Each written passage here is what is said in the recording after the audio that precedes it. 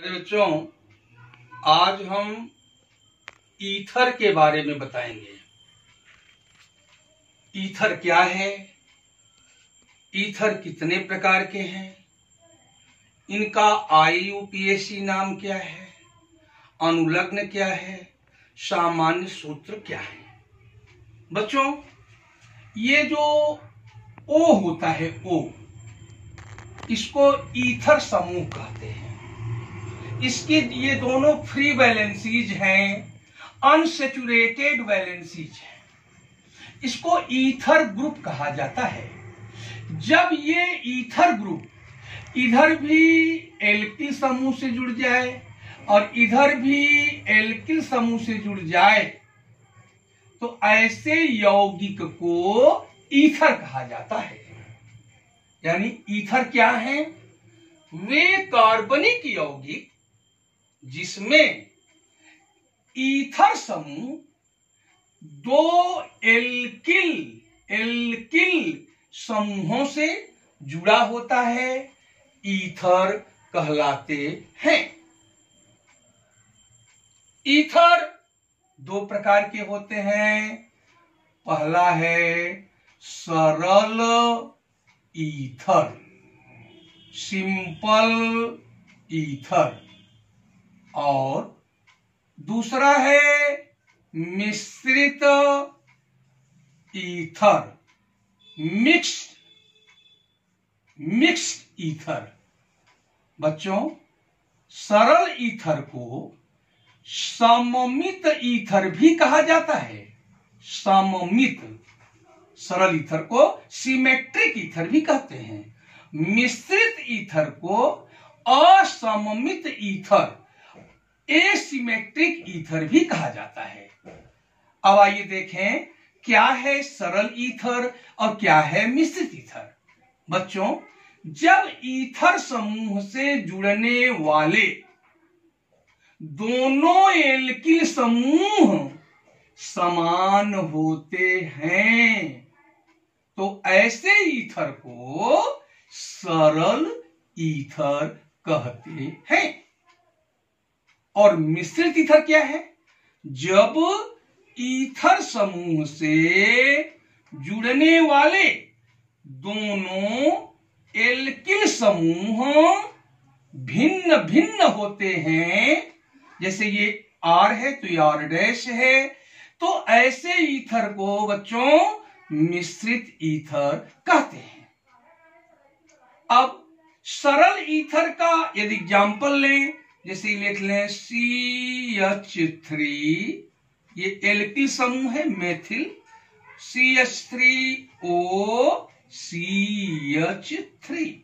बच्चों, इसमें यहां भी मेथिल, यहां भी मेथिल, ये समान एल्किल समूह है, इसलिए CH3O CH3 क्या है?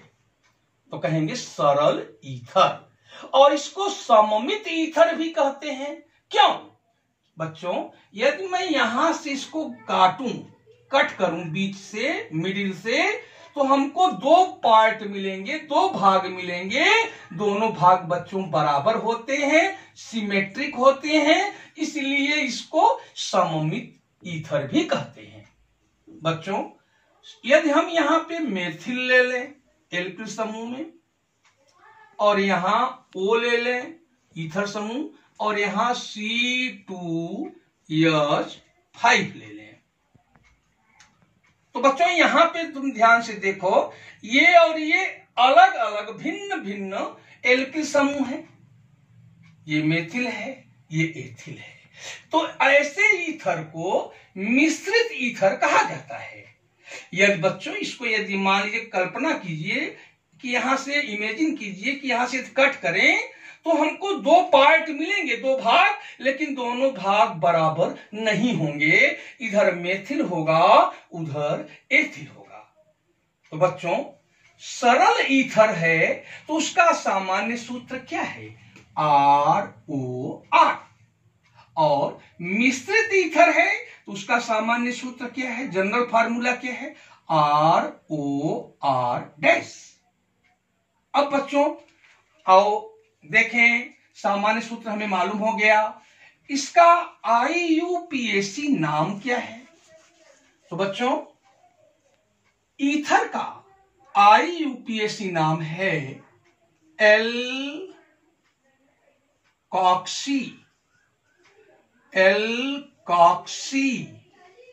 एल्केन। एल्कॉक्सी एल्केन याद रखना, ये ईथर का IUPAC नाम है, एल्कॉक्सी एल्केन। ALKOXY एल्कॉक्सी हो गया। Alkane ALKANE।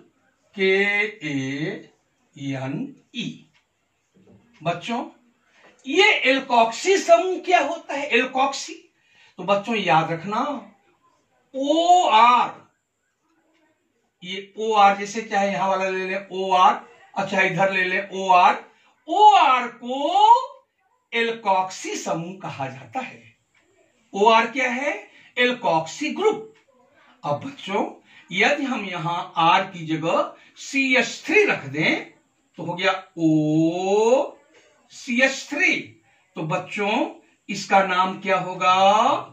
इसमें एक कार्बन है, मेथ हुआ, मेथ में ऑक्सी जोड़ देंगे, इसका नाम बच्चों है मेथॉक्सी समूह। इसी प्रकार C2H5 है, तो बच्चों इसमें दो कार्बन है, ईथ हुआ, तो इसका नाम है बच्चों इथॉक्सी समूह।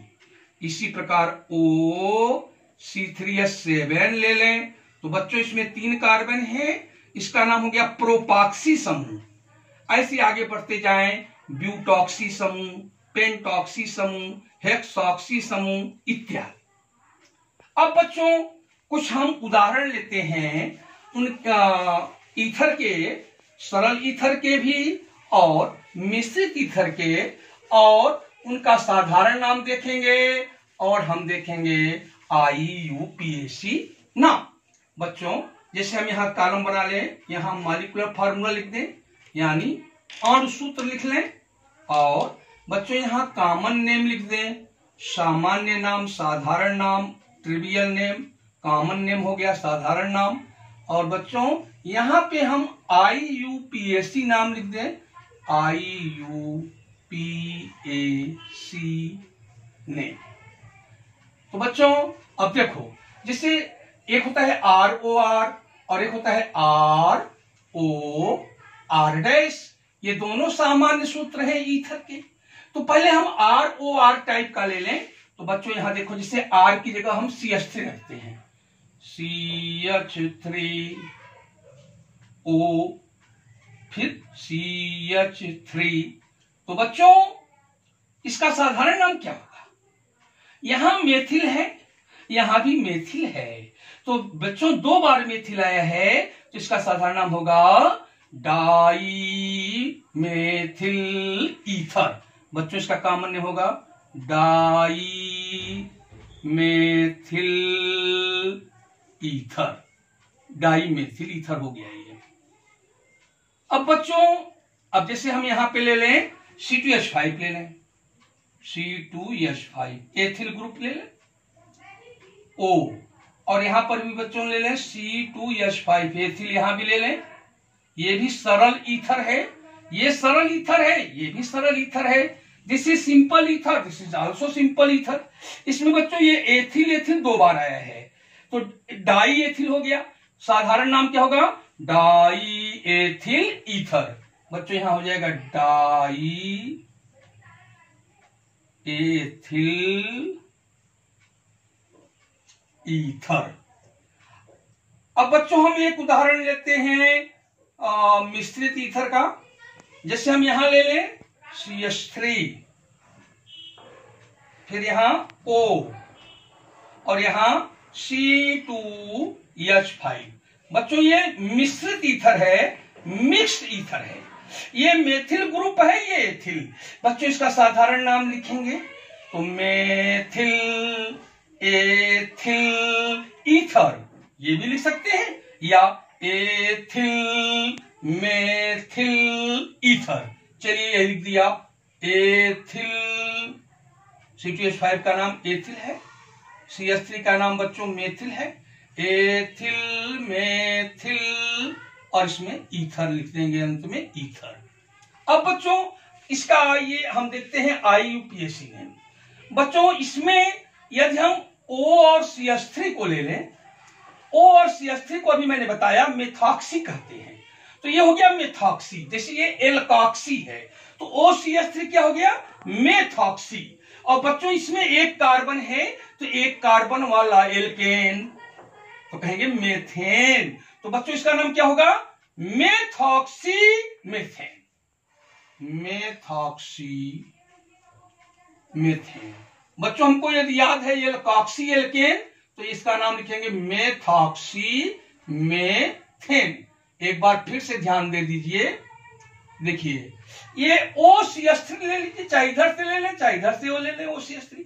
अभी मैंने बताया OR को एल्कॉक्सी समूह कहते हैं, तो OCH3 को क्या कहेंगे, OCH3 को बच्चों मेथॉक्सी समूह कहते हैं, मेथॉक्सी।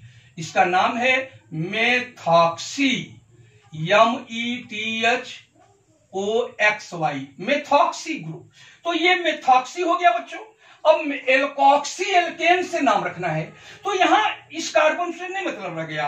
अब ये एक कार्बन है तो इसका नाम हो गया मेथेन, एक कार्बन वाला एल्केन मेथेन। तो हमारे डाईमेथिल ईथर का IUPAC नेम क्या है बच्चों, मेथॉक्सी मेथेन। अब बच्चों इसको देखें, ये डाईएथिल ईथर है। इसमें बच्चों यदि हम चाहे इधर से ले लें और चाहे इधर से ले लें तो OC2H5 मिला। OC2H5 का बच्चों नाम क्या है, एथॉक्सी। जिसे OCH3 का नाम मेथॉक्सी, इसमें दो कार्बन है तो एथॉक्सी। चलिए इसका एथॉक्सी हो गया। अब बच्चों यहां दो कार्बन बचा तो दो कार्बन वाला एल्केन एथेन, तो बच्चों इसका नाम हो गया ethoxy ethane, ethoxy ethoxy ethane. बच्चों किसका नाम है, ये डाईएथिल ईथर का नाम है बच्चों, डाईएथिल ईथर का नाम है। अब बच्चों इसका देखिए एथिल मेथिल ईथर। बच्चों इसमें हम क्या करेंगे, O और C2H5 नहीं लेंगे, O लेंगे तो छोटा वाला लेंगे ग्रुप OCH3। तो OCH3 को बच्चों क्या कहेंगे, मेथॉक्सी कहेंगे। OC2H5 नहीं लेना है, ये बड़ा ग्रुप है, O को छोटे के साथ लेना है तो OCH3 क्या है, मेथॉक्सी। अब बच्चों इसमें दो कार्बन है तो दो कार्बन वाला एल्केन एथेन, तो बच्चों इसका नाम हुआ methoxy ethane, methoxy ethane, methoxy ethane. तो बच्चों इसी प्रकार आगे हम और भी इसके सदस्य हैं ईथर के, उनके हम IUPAC नेम और कॉमन नेम इसी प्रकार से हम रख सकते हैं। जैसे इसमें अब हम R की जगह C3H7 रख दें, यहां C3H7 रख दें, यहां C3H7 रखकर यहां C4H9, ऐसे हम रखते चले जाएं तो हमको बहुत से ईथर मिलेंगे। बच्चों डाईएथिल ईथर जो है ये निश्चेतक होता है, एनेस्थेटिक होता है, ये बेहोश कर देता है, ये बेहोश करने वाली चीज है डाईएथिल ईथर। जैसे क्लोरोफार्म भी किसी कोई सूंघ ले बेहोश हो जाता है, उसी प्रकार से डाईएथिल ईथर कोई सूंघ लेगा तो वो बेहोश हो जाएगा, उसका होश उड़ जाएगा, होश गायब हो जाएगा। और ये बच्चों जो अक्सर जब हम ईथर शब्द का प्रयोग करते हैं तो लोगों का निगाह, लोगों का ध्यान डाईएथिल ईथर पर ही जाता है।